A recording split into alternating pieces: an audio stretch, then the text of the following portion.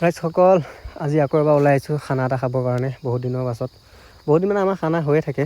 আৰু এইফালে চাওক আমি একদম মেঘালয়ৰ মাজে মাজে মানে মেঘালয়ৰ সৈতে ঠাইখন একদম একেই বা লুকছটো।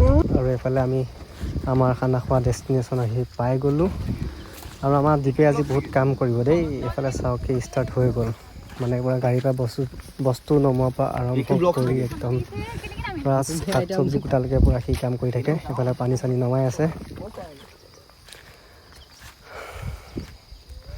আৰু এইটো চাওক পুৰা ৰোৱনীয়ে এফালে মাটি ৰুই আছে আমাৰ খানা খোৱা জেগাটোৰ ওচৰতে।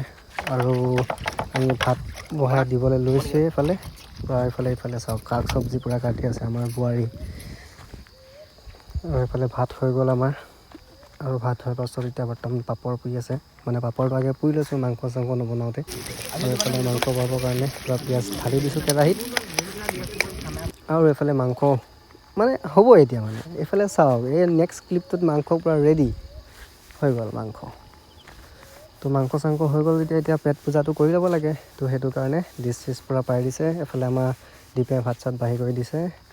এইফালে আমাৰ হৈ গৈছে ভাত বঢ়া। আৰু এতিয়া মানে ধুনীয়াকৈ আমি এতিয়া পেট পূজাটো কৰি লওঁ। মানে এতিয়া পিঁয়াজ কাটি কাটি নাচি আছে। তো আমাৰ হৈ গ'ল ভাত খোৱা। আৰু ঠাণ্ডা যিহেতু লাগিছে তো ঠাণ্ডা লগাৰ কাৰণে ধুনীয়াকৈ হাতকেইখন সেকি লওঁ।